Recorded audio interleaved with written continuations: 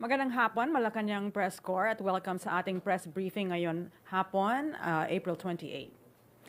President Ferdinand Marcos Jr.'s official visit to the United States is scheduled for next week.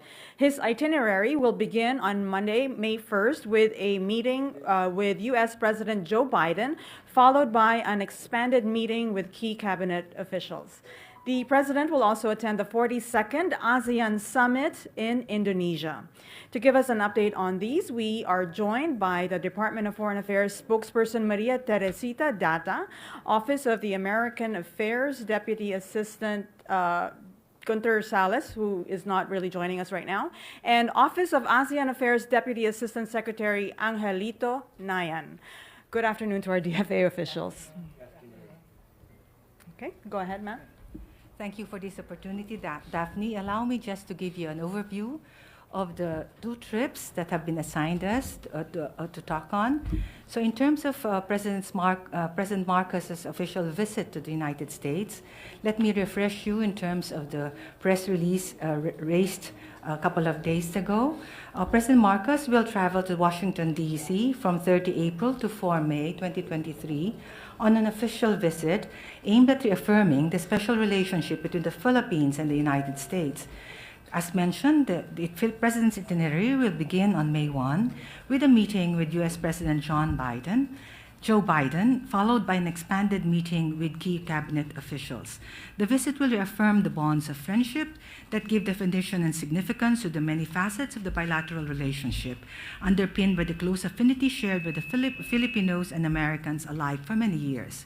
It will substantially progress efforts to further deepen relations and political ties, to bring about lasting socioeconomic partnerships, as well as enhance defense and security cooperation.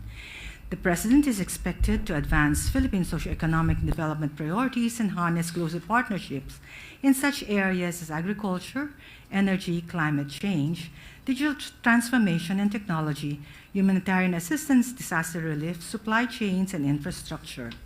The U.S. is a major bilateral trade and official development assistance partner and maintains a shared commitment with the Philippines for more dynamic economic relations.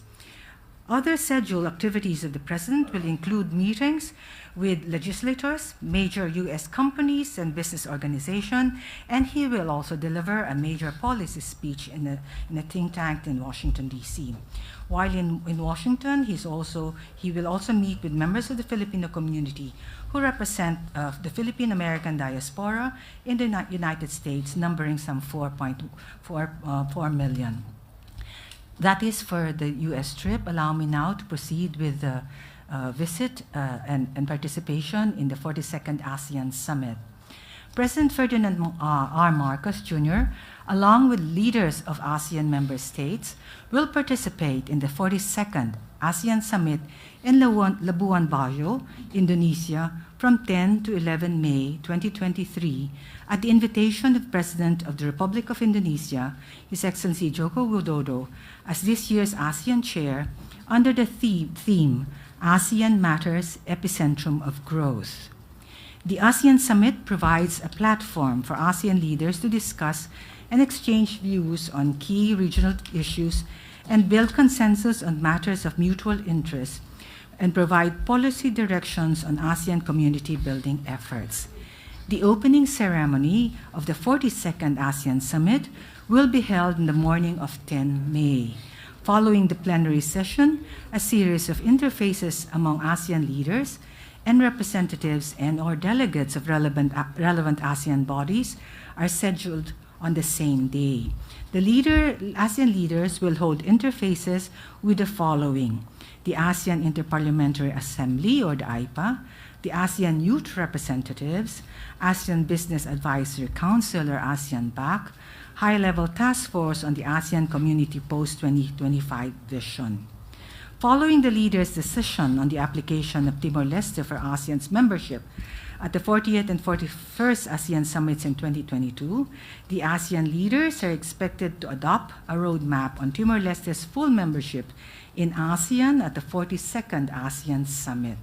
The Prime Minister of Timor-Leste, Tar Matan Ruak, is expected to attend the 42nd ASEAN Summit as an observer for the first time. The President will also take part in the 15th Brunei Darussalam Indonesia Malaysia Philippines East Asian Growth Area or BIMP-IAGA Summit, which will be convened on the 11th of May 2023. The BIMP-IAGA Summit will be chaired by Prime Minister Anwar Ibrahim of Malaysia. And here, the President, during this meeting, the President will discuss developments under BIMP-IAGA Vision 2025 towards promoting economic development, strengthening connectivity, and the sustainable management of natural resources in the sub-region. Expected after the meeting are some 16 outcome documents which are being targeted to be issued, adopted, or noted during the meeting. That concludes the overview of these two meetings. Okay. Asik Nayan, would you like to add something? Thank you very much, Ma'am Daphne. Good to see you again, members of the press corps whom I had the pleasure of meeting in the UN General Assembly last September. Good afternoon. Thank you for this opportunity. Thank you, Spokesperson Ambassador Dasa, for the overview. This is the fourth time Indonesia has assumed responsibility as chair of ASEAN, having been the ASEAN chair in 1976, 2003, and 2011.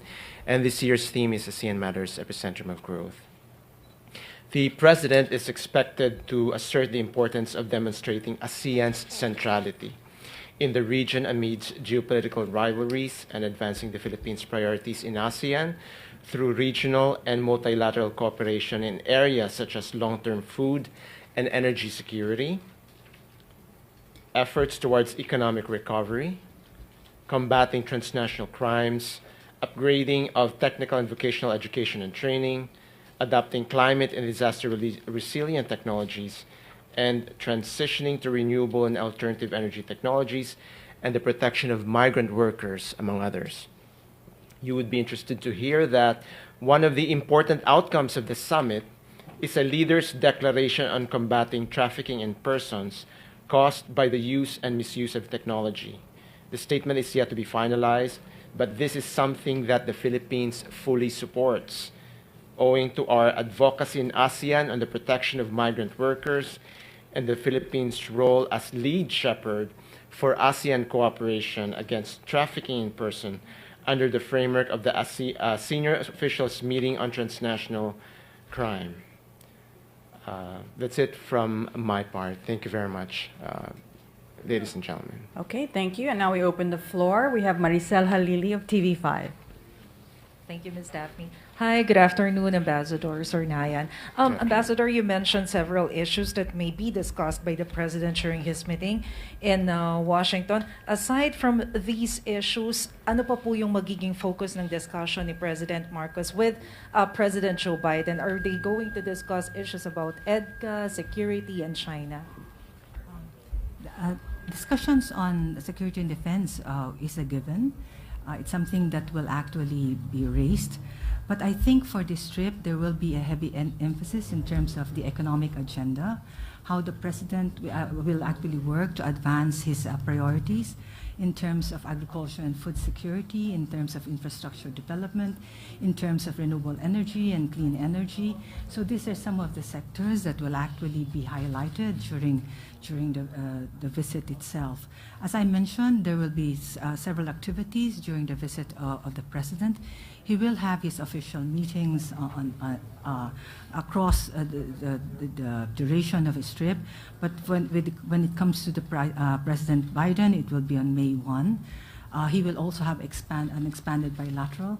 He will meet with different companies, and where he will actually be able to promote the Philippines, both as a trading partner as well as an investment market. So there will be a lot of opportunities during the time that the President is in Washington, D.C., and I think he will cover various aspects of the relations. It's not just defense and security. It will also be economic promotion of economic interests and the like.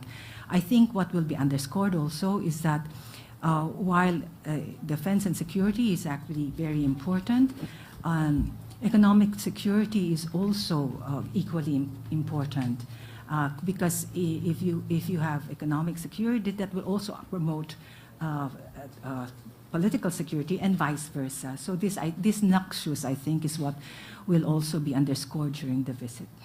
Ma'am, do we expect some agreements to be sealed or signed during the Right now, Maricel, what I do know is there will be a joint statement that will be released and between the two leaders' joint statement. The U.S. will also come up with a fact sheet on the bilateral relations. There may be one or two other documents, but right now I am not at liberty to talk about these. Okay, thank you, Maricel. We have Nestor Corrales. Good morning, Ambassador Daza.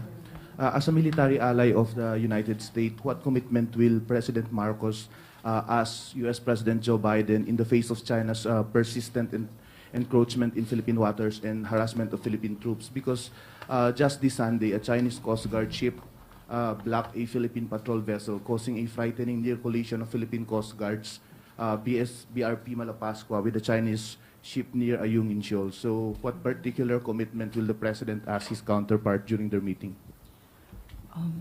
First, I'd like to say we take note of the PCG incident report that was actually also raised in the media. I do want to backtrack a bit and say, in terms of DFA's perspective, every time there's an incident report, we await the official incident report coming from all relevant agencies. PCG is one of which. And the DFA actually analyzes and studies and analyzes and makes an assessment of it. And based on that, based on this incident report, the inappropriate diplomatic action is taken. So this has been ongoing quietly. Some actually have been raised in the press, but in terms of diplomatic action being undertaken by the department, this is continuing. Now, in terms of the President's visit, and in terms of the South China Sea issue, I think the President, and this is just, I cannot preempt the President, but I think the President will underscore what we want the waters to be. And we want the waters, the sea, particularly South China Sea and West Philippine Sea, to be a sea of peace, security, and stability and prosperity. Because if it's a sea of peace, security, and stability, then the country can grow, then the region can grow and prosper. So I will be safe to assume that he will also count on the U.S. to actually support Philippine efforts in terms of enhancing maritime cooperation, upholding international law and freedom of navigation and overflight, and promoting sustainable development of marine resources.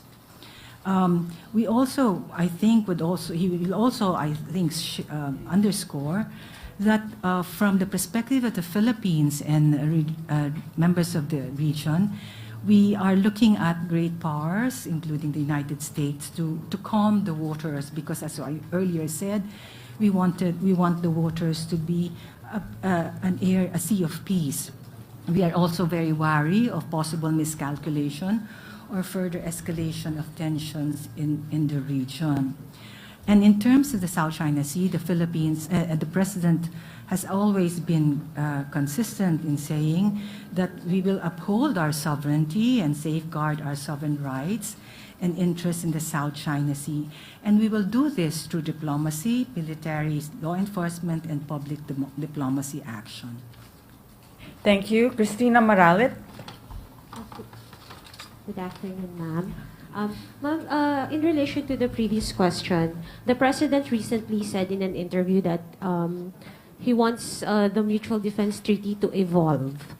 Has he given any specifics regarding this, kung ano po yung mga tweaks na gusto niyang mangyari with the Mutual Defense Treaty?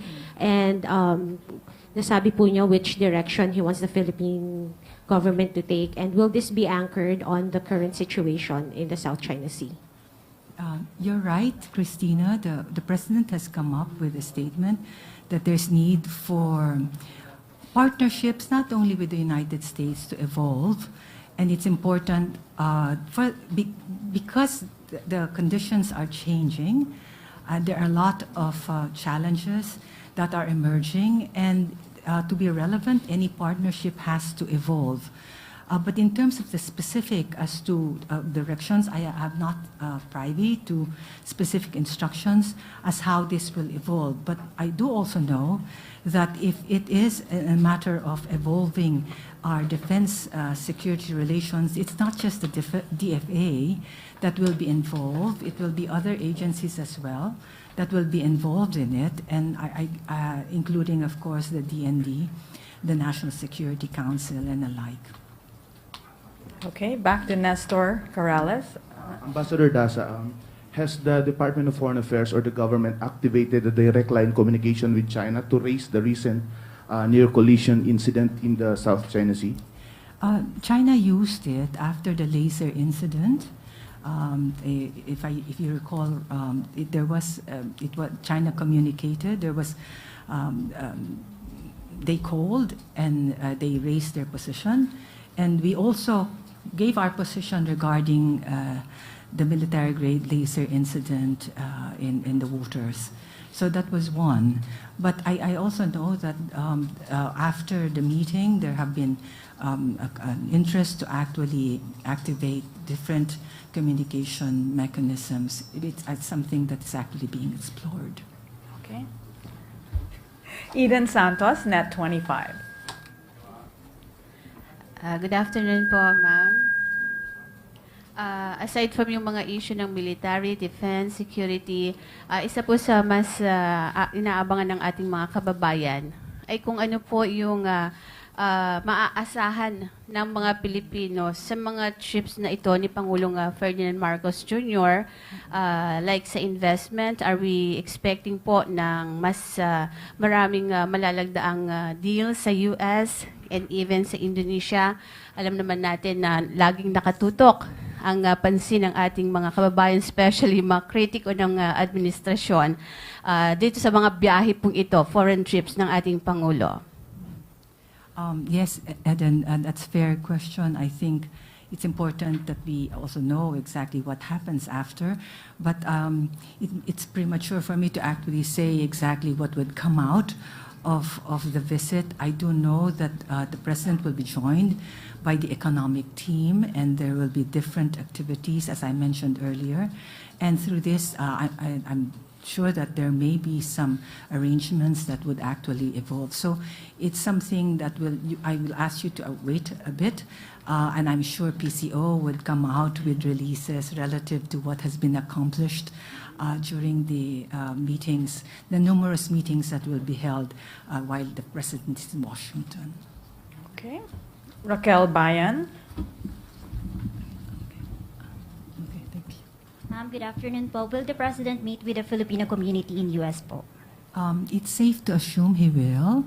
It is a very big community. The community has actually contributed greatly to the United States economy and alike. So it is safe to assume that he will be meeting with the community, which he has been doing actually in all his trips. It's like a template in terms of the trip, the meeting with the community which the President enjoys actually is one of the things that's actually always included in the trip schedule allowing. Do we have data po how many Filipinos are there in US po? Or DC alone, ma'am? For DC, allow me to check if I can have it, but it's 4 million that we have in terms of statistics. Let me get this right. As of June 2020, the U.S. is the top destination in terms of overseas Filipinos. The number of Filipinos living in the U.S. is estimated at 4.21 million, making Filipinos the third largest Asian group in the country. A number of Americans of Filipino descent also hold public office in the U.S. And among the top states with the largest concentration of Filipinos or Filipino Americans are California, which has about 1.6 million, Hawaii, which has roughly 372,000, Texas, which has about 202, 174,000. Washington, which is about 190,000. I'm rounding it off, no? And Nevada, which is about 174,000. Okay. Ma'am, last, sorry po, who are the cabinet officials po that will going to accompany the president to US? The final list always comes closer to the date of the trip. So, but it's also safe to assume that because the relations between the U.S. and the Philippines is multifarious, and it covers a lot of areas, he would bring with him, of course, the Secretary of Foreign Affairs, our Secretary of Foreign Affairs, the Secretary of DND, most likely National Security Council, members of the economic team, and because of certain aspects, maybe the Secretary of Justice. And so the final list, though, is something that will be released in due course. And because he's also meeting with the business community, it's safe to also assume that he will have some businessmen who may join him in the trip. Okay.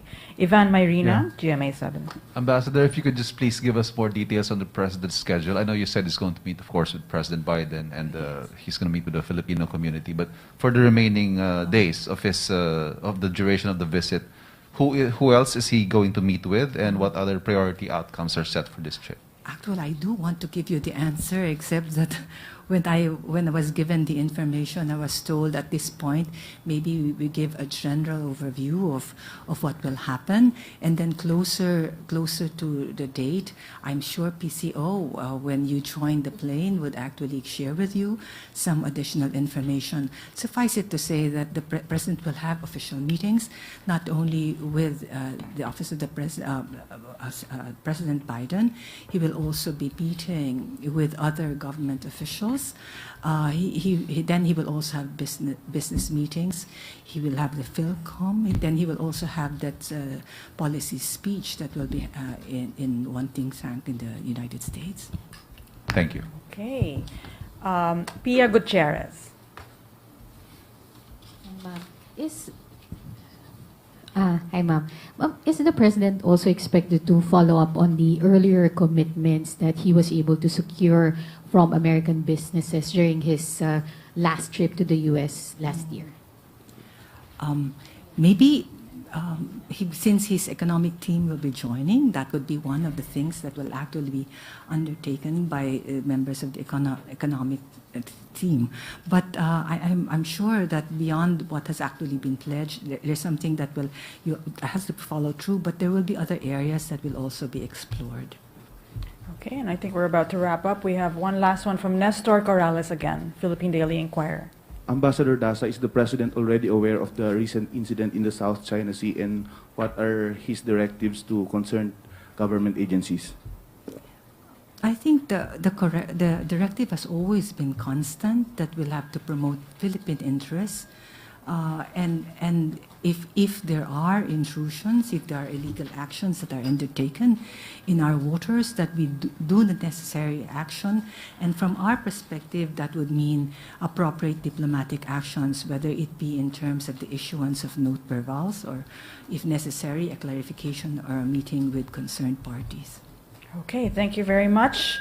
Thank you, Ambassador Data and ASEC Nayan, for the briefing about President Marcos Jr.'s upcoming meetings in the U.S. and the 40th ASEAN Summit. And thank you very much, Malacanang Press Corps. We will be back shortly for another press briefing on the situation of the Filipinos from Sudan. Thank you. Good afternoon. Thank you.